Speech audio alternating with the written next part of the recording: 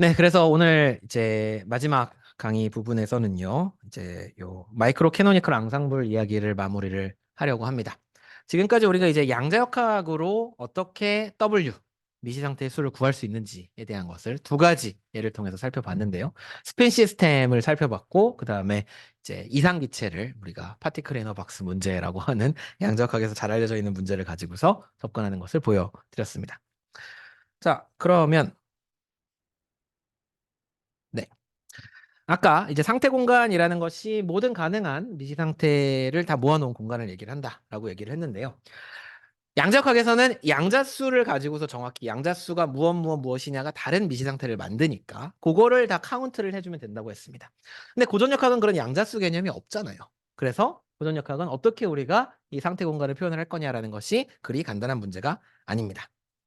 근데 이제 사람들이 지금 이제 인식하고 있는 바는 고전역학적으로는 우리가 위치와 입자의 위치와 그리고 운동량의 모든 가능한 값들을 모아놓으면 그게 곧 상태 공간이 된다라고 알고 있습니다. 이 상태 공간을 부르는 명칭이 따로 있고요. 상공간이라고 합니다. 페이스 스페이스라고 하고요. 이 입자의 위치와 운동량이라고 하는 두 가지 양이 이 고전 물리에서 중요한 양이기 때문에 얘들을 가지고서 우리가 상태를 묘사할 수 있다. 각 입자들의 상태를 묘사할 수 있다라고 이해해 주시면 되겠습니다.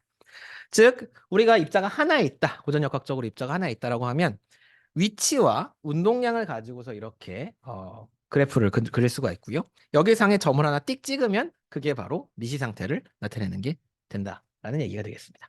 이 경우는 지금 1차원을 나타내고 있는데요. 그러니까 1차원이라는 게 이렇게 그냥 X축 위에 입자가 있고요. 얘가 왔다 갔다 하고 있는 상황을 생각을 해보시죠. 그랬을 때 얘가 어디에 있느냐를 나타내는 놈이 이 위치가 될 거고요. 얘가 속도가 어떻게 되느냐라고 했을 때 그 속도에다가 질량을 곱해주게 되면 그게 운동량이 됩니다. 그래서 뭐 이쪽 방향으로 속도를 가지고 있으면 플러스 p 값을 가질 거고요. 마이너스 방향으로 속도를 가지고 있으면 이제 마이너스 운동량을 가지게 되겠죠. 그리고 얘는 아까 양자역학적인 공간과는 다르게 무한하게 뻗어나갑니다. 그러니까 마이너스 값과 플러스 값의 위치와 운동량에는 이제 아무런 제한이 없다라고 우리가 보통 생각을 하기 때문에 이렇게 생각을 하죠. 자, 그러면 이 한 가지 좀 더 현실적인 예를 하나 보여드리기 현실적이지 않죠. 어쨌든 조금 더 와닿을 수 있는 직관적인 예를 보여드리기 위해서 1차원 스프링 용수철을 한번 생각을 해보겠습니다. 자, 용수철 아시죠? 이렇게 생긴 놈이고요. 얘가 이제 땅에 이렇게 올려져 있다고 생각을 하겠습니다. 자, 그러면 얘가 어떤 여기를 x는 0이라고 하는 데에다가 평형 위치를 맞춰놓고 얘를 쭉 당겨서 플러스 x라고 하는 데다가 얘를 갖다 놓겠습니다. 그러니까 요 용수철 자체를 생각하지 마시고 용수철에 달려있는 요 입자의 움직임을 생각을 합시다. 그럼 얘가 x는 플러스 x라고 하는 데에 갈 수가 있겠죠. 그러면 여기서 얘를 놓으면 어떻게 되나요? 그러면 마이너스 방향으로 힘을 받으니까 마이너스 방향으로 이동을 하기 시작을 할 겁니다. 그렇죠? 그러면서 마이너스 방향이니까 운동량이 마이너스가 되는 값으로 그렇죠? 그 방향으로 이동을 해서 쭉 어디까지 갈 거냐? 마찰력 같은 게 없다. 공기 저항도 없고 마찰력도 없다라고 한다면 정확히 얘가 마이너스 라지 x가 되는 지점까지 가서 거기에서 멈출 겁니다. 멈췄다가 다시 얘가 찌부가 돼 있으니까 용수철이 이번에는 바깥 방향으로 플러스 방향으로 튕겨나가는 힘을 받아서 플러스 운동량을 가지고 이동을 하게 되겠죠. 얘들이 가장 빨라지는 지점은 요 평형 위치를 지나는 이 지점이 됩니다. 그래서 그거를 그래프로 표현을 해보자면요. 역시 XP 공간을 생각을 했을 때 이렇게 그릴 수가 있습니다. 처음에 여기서 출발을 해요. 라지 X라고 하는 데서 놓습니다. 그러면 어떻게 된다고요? 얘가 마이너스 P, 그러니까 줄어드는 방향으로 이동을 하죠. 그러면서 X랑 P가 뭐죠? 위치 에너지가 운동 에너지를 바뀌면서 점점 속도가 빨라집니다. 그러다가 최대값을 x가 0이 되는 지점, 평형 위치에서 최대값을 찍고요. 마이너스 최대값을 찍고요. 그러고 나서는 이 에너지가 점점 다시 위치 에너지 혹은 탄성 에너지로 바뀌면서 요 마이너스 x 지점이 되면 멈추게 됩니다. 그리고 바깥 방향으로 되튕겨 나가니까 이번에는 플러스 모멘텀 방향이죠. 플러스 운동량 방향으로 이동을 하면서 점점 이동을 해서 가장 큰 역시 운동량을 x는 0이라고 하는 지점에서 갖고 거기서부터 다시 점점 속력이 줄어들면서 플러스 x까지 도달을 하게 됩니다. 그럼 이 곡선은 어떤 모양일 거냐? 얘는 사실 우리가 식으로부터 알 수가 있어요. 얘가 포텐셜 에너지란 말이에요. 그리고 운동 에너지가 이렇게 쓰여집니다. 그럼 얘네들의 총합이 보존돼야 되죠. 에너지 보존에 의해서 보존이 돼야 되니까 결국은 여기가 x제곱, 여기가 p제곱이 붙어 있으니까 타원의 형태로 나타나게 됩니다. 그래서 타원 모양으로 그려놓은 거고요. 그러니까 뭐 수식에 뭐 이런 것도 역시 그렇게 중요한 건 아니고 그냥 이제 설명을 궁금한 분들이 있을까 봐 설명을 해드리자면 그래서 이런 모양이 상공간에서 나타나게 됩니다. 자, 그렇다면 우리가 이 상공간에서 W를 세야 되는데요. X랑 P로 나타나는 이 상공간에서 예를 들어서 요 지금 파란색 땡땡땡으로 표시되어 있는 매크로 스테이트, 거시 상태 안에 들어가는 미시 상태의 수는 어떻게 세면 될까요? 얘는 이제 점이 없어요. 양자역학적인 시스템과는 다르게 이게 딱딱 만나는 점이 있으면 점을 세면 되는데 얘는 그냥 면적입니다. X랑 P 사이의 면적. 그럼 어떻게 하면 될까요? 우리가 사실 어, 오늘의 두 번째 강의에서 얘기했던 것처럼 얘도 이렇게 격자를 만들어가지고 단위 부피라는 걸 생각을 해주면 됩니다. 그래서 여기 밑에 보시면 미시 상태의 수라는 것을 요 면적을 시그마라고 했을 때 걔를 단위 면적 시그마 제로로 나누어 주어서 우리가 구할 수가 있습니다. 그래서 요 x랑 p로 주어져 있는데 상에서의 뭐 부피라고 써놨는데 여기 지금 2차원이니까 면적에 대응을 하겠죠. 면적을 구하고 걔를 시그마 제로로 나눠주게 되면 그게 미시 상태가 됩니다. 그러면 이 단위 부피 시그마 제로라는 것은 어떤 놈이 될까요? 이건 이제 뒤에서 우리가 살펴보도록 할게요. 자, 그럼 이걸 가지고 뭘 할 거냐면 역시 1차원 상자 안에 있는 이상기체를 다뤄보도록 하겠습니다. 이번에는 고전역학 버전입니다. 자, 고전역학적으로는요. 이 안에 입자가 하나 있다라고 하면 이 입자의 이상기체니까 이 입자의 에너지는 그저 운동 에너지의 총합으로 쓰여질 수가 있습니다. 이게 혹시 익숙하지 않을 수 있으니까 이건 한번 설명을 해드릴게요. 자, 운동 에너지라는 것은 2분의 1 mv 제곱이죠. mv 제곱. 요게 이제 운동 에너지를 나타내는 값입니다. 근데 t라고 하는 운동량이 mv니까요. 얘를 써주게 되면 v는 p 나누기 m이 되고요.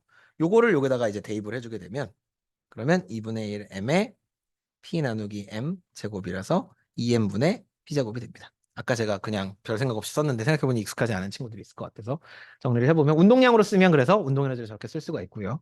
그러면 각 입자에 대해서 질량이 다 m으로 똑같다면 각 입자에 대해서 그때그때 운동량 제곱해준 것을 다 더해주고 2m으로 나눠주게 되면 그게 결국 총 에너지가 되겠죠. 각 입자의 운동 에너지 총량입니다.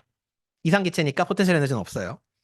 자, 얘를 이제 구해주려고 하면 자, 얘는 문제가 쉽다면 쉽고 어렵다면 어려운데 상 공간에서 적분을 해주면 됩니다. 얘를 만족하는 요 에너지가 그러니까 뭐죠? 죄송합니다.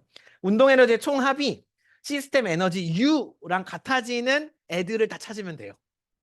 근데 그게 또 역시 어렵기 때문에 부피로 찾을 겁니다. 어떻게? 역시 phi U. 에너지가 U보다 작은 모든 요 운동 에너지의 총합을 구해보려고 합니다. 그러면 식으로 표현을 하면 U보다 작은 모든 총 에너지가 되겠죠. 요걸 이제 만족을 하는 XI와 PI의 조합들을 찾아내면 됩니다. 상공간을. 자, 그거를 어떻게 할 거냐면 이렇게 할 겁니다. 자, 이제 점점 복잡해지고 있어요. 자, 이게 EN 중 적분입니다. N이라는 게 이제 막 몰수 막 이렇게까지 간다고 하면 어마어마한 적분이죠. 그러니까 운동량에 대해서 쭉 적분을 해주고 위치에 대해서 쭉 적분을 해주는 게 지금 들어가 있는 거고요. 그게 상 공간상에서 우리가 목표로 하고 있는 부피만큼을 적분을 해준다라는 얘기가 되겠습니다. 수학적으로 그렇다는 거예요. 자, 그 얘는 이제 어떻게 구할 거냐면 앞장에 있었죠. 요 식을 만족하는 애들을 우리가 찾는 게 목적이고 그러면 이렇게 식을 써줄 수가 있습니다. 그리고 이게 지금 너무 기니까 제가 요거를 모아서 이렇게 쓸 거고요. 요거를 모아서 이렇게 쓸 겁니다. 그러니까 DPN 이렇게 쓰면 이게 DP1, DP2, 땡땡땡, DPN까지를 모아서 쓴 거다라고 보시면 되겠습니다. 잘못 썼다. N을 여기다 써야 돼요. 어디다가 있었네요. DNP. 저는 이렇게 씁니다. 네. 자, 그러면 이런 식을 만족하는 부피가 얼마인지를 계산을 하면 되는데 자, 일단은 여기 P에 대한 적분과 X에 대한 적분이 있는데 지금 이 식에는 X가 있어요, 없어요? 여기는 P에 관한 식밖에 없습니다. 그래서 X는 사실 분리를 해서 써줄 수가 있어요. 아무 상관없이. X라는 건 위치인데요. 자, X는 어디서부터 어디까지 이동할 수 있을까요, 위치는? 제가 아까 제한이 따로 없다고 했는데 사실은 제한이 있죠, 위치의 경우에는.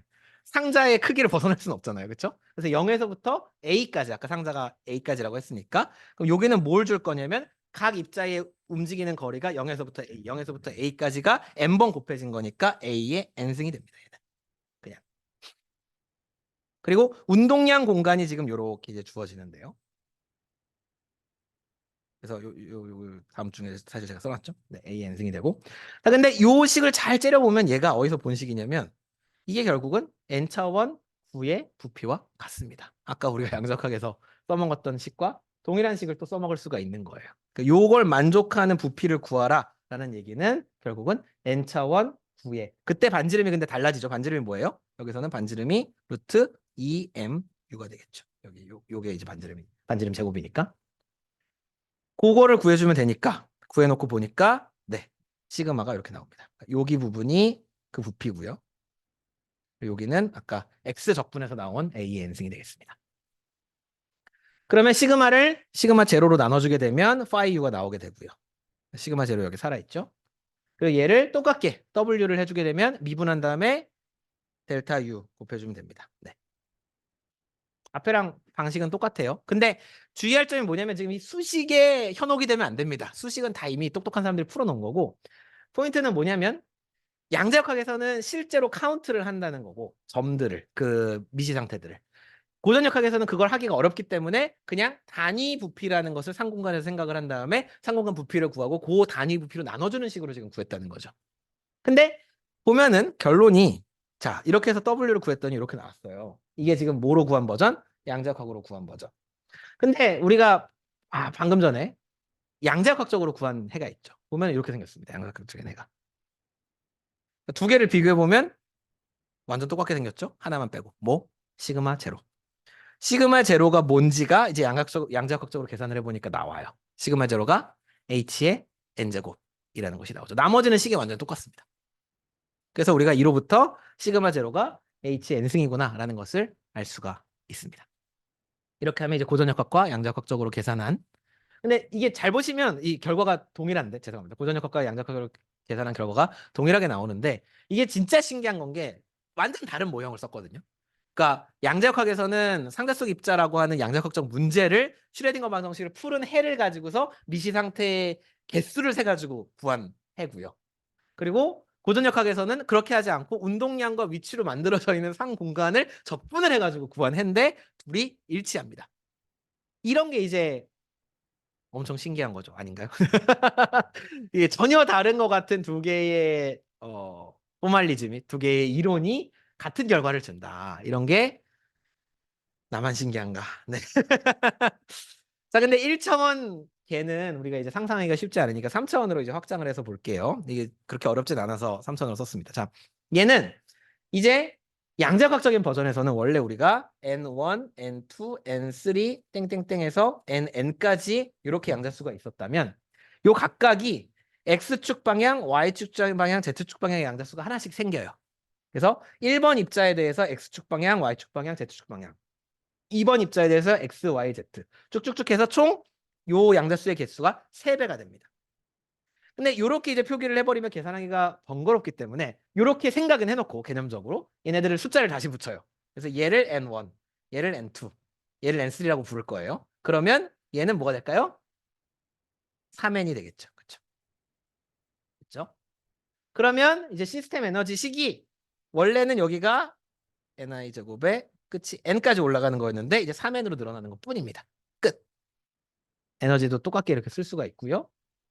그러면 이 미시 상태의 수도 보면은 n 자리에 있던 것을 3n으로 바꿔주기만 하면 됩니다. 그래서 여기가 3n이 됐고 여기가 3n이 됐고 여기가 3n이 된 것을 볼 수가 있습니다. 네, 요거 확장은 그렇게 어렵지가 않아요. 고전역학도 마찬가지입니다. 고전역학은 자 식이 더 더러워졌는데 자 보시면 1번 입자에 대해서 x, y, z 그리고 1번 입자에 대해서 tx, py, pz를 생각을 해줘야 됩니다. 그래서 원래는 이게 dx1, dp1이었던 애가 역시 3개의 변수가 되는 거죠. 하나의 변수였던 게. 3배가 되는 거예요. 또 역시 마찬가지로. 그래서 시스템 에너지도 보면은 그래서 여기도 역시 넘버링을 새로 합니다. 그래서 얘는 예를 들면 얘를 여기 따로 안 썼네. 얘를 Q1, 얘를 Q2, 얘를 Q3 땡땡땡해서 얘를 Q3N 이런 식으로 이름을 붙이고 얘를 P1, 얘를 P2, 얘를 P3 땡땡땡해서 역시 마지막은 P 3N으로 이름을 고쳐서 붙일 겁니다. 그렇게 붙이게 되면 역시 전체 에너지는 이렇게 P제곱 나누기 2M인데 P제곱이 3N까지 올라가는 식으로 바뀌게 되고요. 그리고 역시 미시 상태의 수도 3N으로 바꿔주시면 됩니다. 그리고 이 경우에는 계산을 해보면 시그마 제로가 H의 3N승이 나오게 됩니다. 똑같게 그냥 쭉 따라서 계산을 해보시면요. 됐죠? 그래서 3차원으로 바꿔서 3차원 이상 기체의 엔트로피를 보면 이렇게 생겼습니다. 아, 엔트로피가 아니군요. 미시 상태의 수를 쓰면 양자역학적으로 계산을 하나 고전역학적으로 계산을 하나 동일한 결과를 주는데 이런 결과가 나온다라는 거고요. 그럼 엔트로피는 아까 구했던 거 이제 3차원 버전으로 다시 써주게 되면 이렇게 계산이 됩니다. 네. 근데 잘 보면 A3승이 있죠. A3승은 뭘까요? 지금 우리가 있는 개가 죄송합니다. 이렇게 그려야겠네요. 자, 우리가 있는 개가 A라고 하는 길이를 갖는 3차원 상자예요. 그러면 A3승은 뭘까요? 부피가 되겠죠. 그래서 식을 이제 부피에 대한 식까지 써주게 되면 엔트로피가 이런 식으로 이제 나타나게 됩니다. 이상기체의 엔트로피, 3차원 공간에서의 엔트로피를 우리가 이렇게 멋지게 구할 수가 있습니다. 그게 포인트고요. 자, 그런데 이 엔트로피를 가지고 우리가 연력학적인 양들을 또 구할 수가 있어요. 어떻게 해요? 자, 이렇게 구할 수가 있습니다. 자, 요건 뭐냐면 연력학의 기본 방정식입니다. 자주, 그러니까 이미 이게 2시간 전에 한 거라서 다 까먹었을지 모르겠지만 네, 그런 놈이 있었어요, 우리가. 자, 얘를 근데 요 놈을 좌변으로 빼고 나머지들을 이항을 적절히 해가지고 바꿔주게 되면 이렇게 쓸 수가 있습니다. 정확히 말하면 얘를 1로 보내는 게 아니고 얘네를 이항을 시킨 다음에 t로 다 나눠준 다음에 좌우변을 바꿨으면 요 밑에 식이 나오겠죠. 자, 얘가 의미하는 바는 자, 요거는 u가 s, v, n에 대한 함수다라는 걸 의미한다면 얘는 뭐예요? s가 u랑 v랑 n에 대한 함수다라는 것을 의미하는 식으로 바꿔서 쓰여졌죠. 자, 여기에서 그리고 우리가 전미분 꼴 이용해주게 되면 얘랑을 결정을 해줄 수가 있습니다. 밑에 보이시는 것처럼. 왜 이렇게 해요? 엔트로피를 우리가 식을 구했으니까 엔트로피를 적절히 미분해서 여러 가지 연력학적 양들을 얻어보려고 하는 거예요. 온도도 얻고 그다음에 압력도 얻고 그리고 원하면 이제 케미컬 포텐셜도 얻을 수가 있습니다. 자, 먼저 쉬운 거부터 해볼게요. 압력부터 합시다. 자, 압력은 엔트로피식이 이렇게 주어져 있는데 여기 보시면 이렇게 생겼죠? 압력은 얘를 V에 대해서 미분을 해주면 T분의 T가 나오게 됩니다. 아, 여기 있네요. 자, 해보면 여기에서 V를 미분을 해야 된대요. V 어디 있죠? 여기 있네요. 여기 하나밖에 없어요. 그러니까 얘는 V에 대한 편미분에서는 상수 취급되니까 날아가고 얘도 V에 대한 미분에서는 역시 상수 취급되니까 날아갑니다. 살아남는 애는 얘밖에 없어요. 그러면 로그 V를 미분하면 V분의 1이 되죠. 그래서 NKB 그냥 이건 상수니까 살아남고 V분의 1 이렇게 남게 됩니다. 또 뭐가 나왔네요. 자, 묶어서 써보면 PV는 NKBT 이고 NKB는 자동으로 NR로 바꿔서 우리가 쓸 수 있으니까 PV는 NRT를 증명할 수가 있습니다. 엔트로피로부터. 엄청나죠? 이상기체의 상태 방정식은 다양한 방법으로 증명을 할 수 있는데요. 또 이렇게 증명을 할 수가 있습니다. 아까 그 더러운 엔트로피 식으로부터 이런 게 이제 나오는 게 신기하죠. 자, 그 다음에 이 이상기체의 내부 에너지 한번 구해볼까요? 내부 에너지 어떻게 구하면 될까요? 내부 에너지는 아까 식이 있었죠? 여기 앞에 여기 있죠? 네. 요걸 이용하면 됩니다. 네. 저게 맞기는 한데, 네. 어떻게 해주면 되냐면 이렇게 해주시면 됩니다. 얘를 역시 보면 U에 대해서 미분을 해주려고 하는데 여기 U 포함 안 돼 있어요. 날아가고요. 여기 U 포함 안 돼 있어요. 날아가고요. 다 U로 미분을 해주면 살아남는 애는 얘밖에 없습니다. 걔를 해주게 되면 여기 로그 n 부분도 역시 날아가고요. 얘도 풀어서 써주면 로그 u 빼기 로그 n인데 얘는 어차피 u를 포함하고 있지 않으니까 미분하면 날아가고 로그 u만 살아남는데 얘 미분하면 u분의 1 되죠. 그래서 요거 요렇게 살아남고 로그 u 부분이 u분의 1로 붙어서 이렇게 됩니다. 그러면 u 넘기고 t 넘기고 해주게 되면 u는 2분의 3 nkb t가 나오게 됩니다. 혹은 2분의 3 nrt가 나오게 되죠. 혹시 학부 연력학 때 기억이 나는 사람이 없겠지? 자, 이거는 키네틱 그 뭐죠? 모델을 가지고 증명을 하는 것과 똑같은 결론을 줍니다. 역시 내부 에너지가 이상기체의 단원자 이상기체의 내부 에너지는 2분의 3 nRT가 된다라는 것도 배워요. 원래 학부 연력학에서. 그런 거를 증명하는 또 하나의 방법이라고 할 수가 있습니다. 이런 걸 보여줘야 좀 이제 뭐라고 해야 되지? 쓸모가 있구나라는 것을 이제 알겠죠. 통계역학이라는 게 원래 왜 저딴 걸 하고 있지? 저런 복잡한 수식을 왜 우리가 배워야 하는 거지? 할 텐데 네, 이런 걸 다 이제 아주 펀더멘탈한 걸로부터 근본적인 것부터 우리가 유도를 해낼 수 있다는 얘기가 되겠습니다. 자, 근데 여기 얘를 잘 째려보면요. 어떤 좋은 관계가 있냐면 내부 에너지랑 온도랑이 비례한다라는 걸 알 수가 있어요. 그러면 이걸로부터 우리가 뭘 알 수가 있냐면 U는 이제 크기 성질이죠. 근데 온도는 세기 성질입니다. 두 개가 이제 연결이 되잖아요, 지금. 그러니까 크기 성질과 세기 성질이 연결이 되는데 당연히 여기 이제 n이 붙어 있기 때문에 n을 온도에 곱해주면서 세기 성질이 크기 성질로 바뀌는 거거든요. 요거를 우리가 그래서 엔트로피식에서 요건 아주 특수한 경우에만 할 수 있는 지금 변환입니다. 원래 엔트로피가 내부 에너지, 부피, 그리고 입자의 수에 의존하는데 요 내부 에너지 부분을 온도로 내가 바꿔서 써주려고 해요. 그냥. 그러니까 이게 요 특수한 경우, 이상기체의 경우에는 할 수가 있습니다. 요 관계가 성립을 하니까. 그래서 그거를 해주게 되면 어떻게 되냐면 뒤에 원래 여기가 로그 U 나누기 N이 붙어 있는데요. U가 2분의 3 NKBT니까 얘를 대입을 해줘가지고 그냥 2분의 3 KBT로 나눠줄 수가 있습니다. 이걸 왜 굳이 해주냐면 여기 부분에 이렇게 크기 성질이 두 개가 섞여 있으니까 헷갈린단 말이에요. 그래서 세기 성질로 다 바꿔주는 겁니다. 이렇게 되면 이제 예쁘게 정리가 됐죠.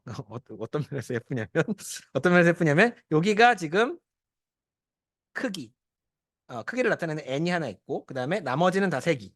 여기도 크기를 나타내는 n이 하나 있고 나머지는 다 그냥 상수가 붙어 있고 여기는 이제 크기에 로그 크기가 붙어 있는 그런 형태가 됩니다. 이렇게 이제 세 가지 항으로 정리가 되는 것을 볼 수가 있는데요. 이게 왜 중요하냐면 이제 보여드릴 깁스 패러독스라는 것과 관련이 되어 있기 때문에 그렇습니다.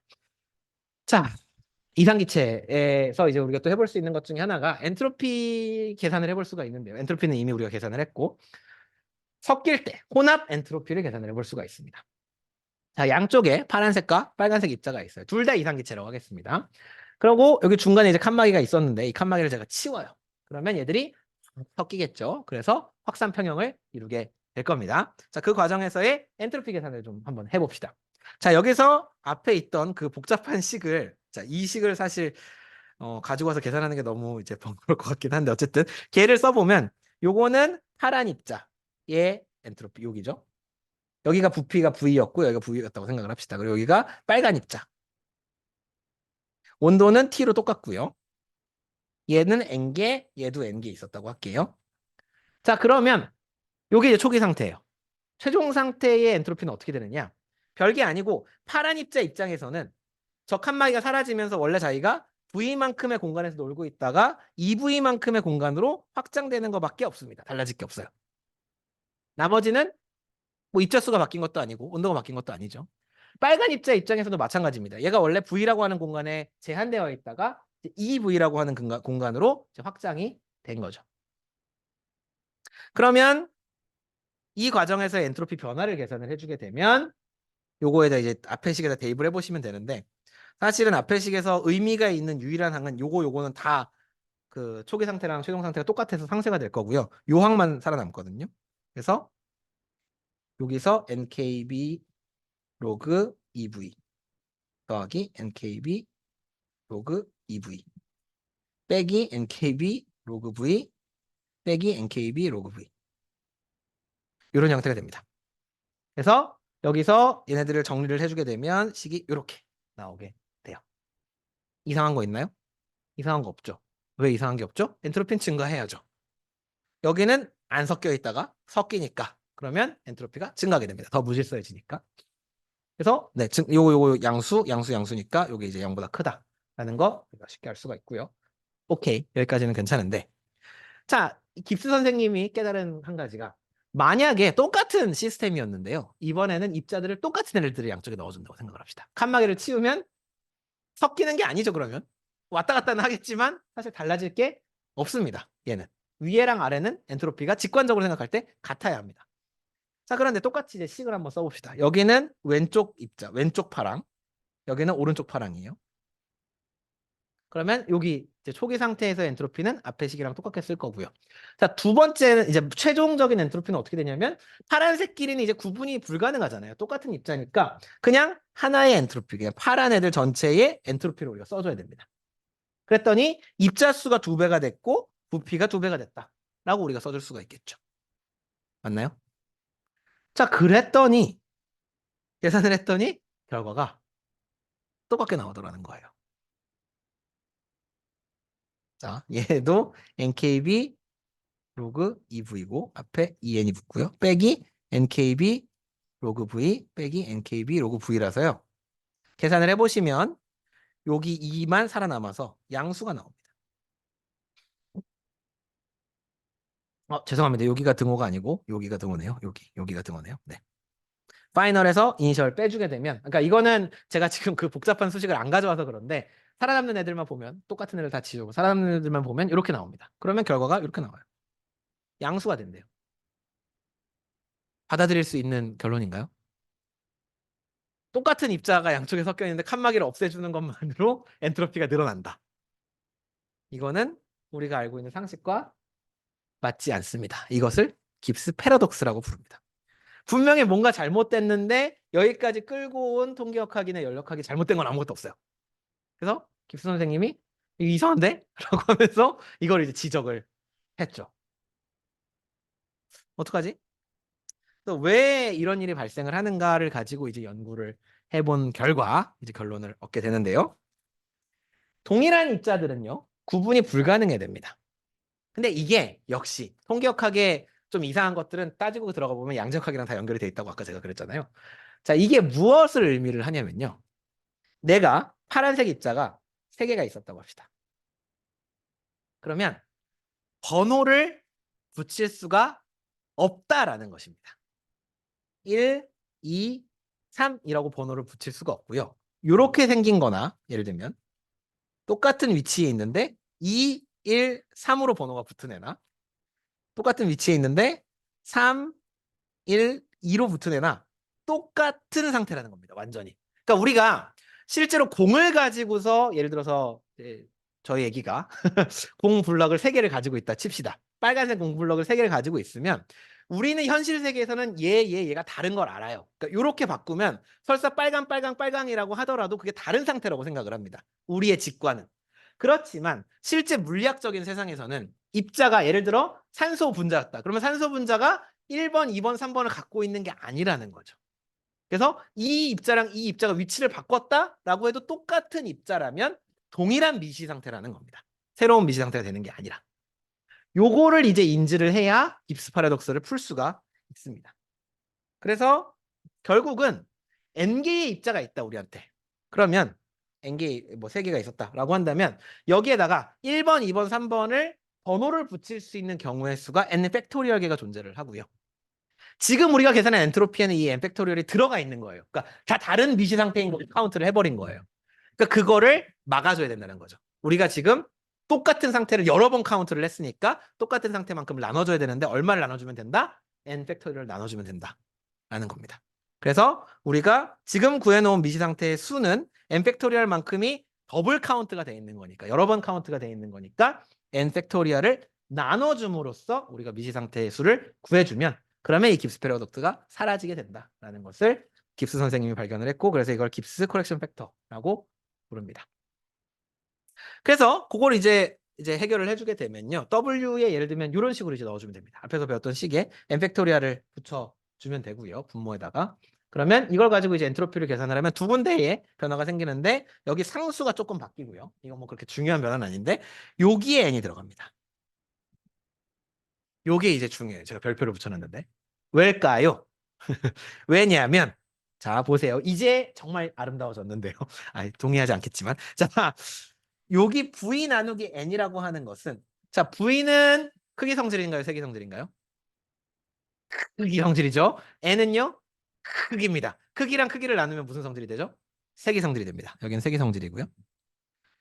u랑 n도 마찬가지예요. u는 크기, n은 크기 나눴으니까 얘도 세기가 됩니다.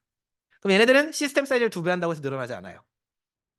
여기 다 세기 성질, 여기 다 세기 성질, 여기 전까지, 여기까지가 다 세기 성질이고 크기가 하나씩만 붙어 있습니다.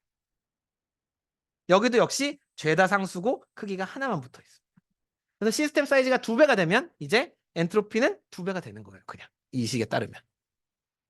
앞에 우리가 요거를 보정해주기 전의 식을 보면 요 가운데 항이 nkb 로그 v였어요. 그러면 시스템이 2배가 되면 EN과 EV가 돼버립니다. 그러면 엔트로피가 2배가 정확히 되는 게 아니죠. 여기 부분에 더 추가적인 팩터가 있으니까. 근데 이제 최종적으로 보정을 다 마치고 난 형태. 요 방정식을 우리가 사쿠어 테트로드 이퀘이션이라고 부르는데 요 방정식의 경우에는 이제 엔트로피가 완벽하게 크기 성질로서 작용을 하게 됩니다. 식 자체로부터. 그래서 요게 이상기체의 엔트로피 최종본. 진짜 최종. 네. 진짜 마지막입니다. 그래서 이 진짜 마지막을 이용을 해주게 되면 요 패러독스가 해결이 되는데요. 얘 같은 경우에 여기에다가 이제 수정된 버전을 집어넣어가지고 2개를 뺄셈을 해보시면, 궁금하시면 직접 확인을 해보시기 바랍니다. 뺄셈을 해보시면 깔끔하게 0이 딱 떨어집니다. 즉, 요 상태와 요 상태 엔트로피가 동일하다라는 결론을 얻을 수가 있겠네요. 즉, 여기서 우리가 하나 그냥 재미있는 통계학의 그 개념을 생각을 해볼 수 있는데, 그럼 입자가 다르다는 것은 무엇을 의미하는가는 철학적인 질문을 우리가 할 수가 있습니다. 빨간색이냐 파란색이냐는 제가 지금 예를 드느라고 이렇게 표현을 한 거잖아요. 근데 뭐 물론 우리가 수소랑 산소가 다르다는 건 알죠. 근데 예를 들어서 뭐 상황을 생각을 해본다면 산소 분자가 뭔가 예를 들어서 내가 특별한 핵을 달아가지고 산소 분자를 구분을 시킬 수가 있을 것인가? 구분을 시키게 되면 뭔가 달라지게 되는가? 뭐 이런 질문들을 해볼 수가 있습니다. 사실은 요거는 뭐랑 밀접하게 관련이 되어 있는 문제냐면 정보랑 관련이 되어 있는 부분이고요. 통계학은 사실 정보에 관한 얘기를 많이 합니다. 그래서 지금 이게 빨간색이냐? 그래서 맞아. 여기 지금 이 최종적으로 해결이 됐는데 이 정보의 양을 잘 나타내는 아주 좋은 비유가 하나 있어요. 비유라고 해야 되나? 어떤 거냐면, 자, 봅시다. 지금 제가 파란색이랑 빨간색 입자를 썼는데, 그게 아니라 빨간색이랑 녹색 입자를 썼다고 생각을 합시다. 자, 그거를 빨간색, 녹색을 섞어놓고서 했으면 엔트로피가 증가를 해야 되죠. 맞죠? 근데 제가 정록생명이라고 칩시다. 그러면 제가 보기에는 빨간색이랑 녹색이 똑같게 보여요. 그러면 걔는 엔트로피가 안 늘어나겠죠. 지금 여기처럼. 그러면 오잉? 내가 생명이냐 아니냐가 물리적으로 여기서 엔트로피가 증가하느냐 증가하지 않느냐를 결정짓는 요소가 되는 것처럼 느껴지잖아요. 물론 뭐 이제 여러분들이 막 반박을 할 수 있겠죠. 뭐 생명이라고 해도 실제로 우리가 뭐 분광기를 사용을 해서 색을 측정을 할 수 있다든가. 자, 근데 제가 이 얘기를 하는 이유는 뭐냐면 관측자에 따라서 사실은 이 통계학의 결과가 달라질 수 있다는 얘기고, 그것은 바로 이 정보의 관계, 정보라고 하는 양과 밀접하게 관련이 되어 있다는 얘기를 해드리기 위해서입니다. 그러니까 통계학은 사실 정보랑 관련이 깊게 관련이 있고, 그러니까 관측자가 어떤 정보를 얻어내지 못한다면 물리계는 다르게 움직일 수 있어요. 정보를 얻어내는 경우랑. 정록생명이고 아닌 사람은 녹색, 빨간색을 구분하는 정보를 그 생명이 아닌 사람은 얻어내는 거고, 생명인 사람은 얻어내지 못하는 거죠. 그래서 그런 경우에는 엔트로피가 서로 다른 결과로 나타날 수 있다라는 겁니다. 실제로 이런 거는 뭐 정록생명을 가지고 실험을 한 건 아니지만 실험을 통해서 우리가 정보를 뽑아내느냐 못 뽑아내느냐가 물리적으로 이 개가 어떻게 움직이는지에 영향을 준다라는 것은 지금 많이 입증이 되어 있습니다. 실험적으로도요. 그래서 그런 걸 보여주는 이제 좋은 재미있는 예인 것 같아서 마지막으로 소개를 해드리고요.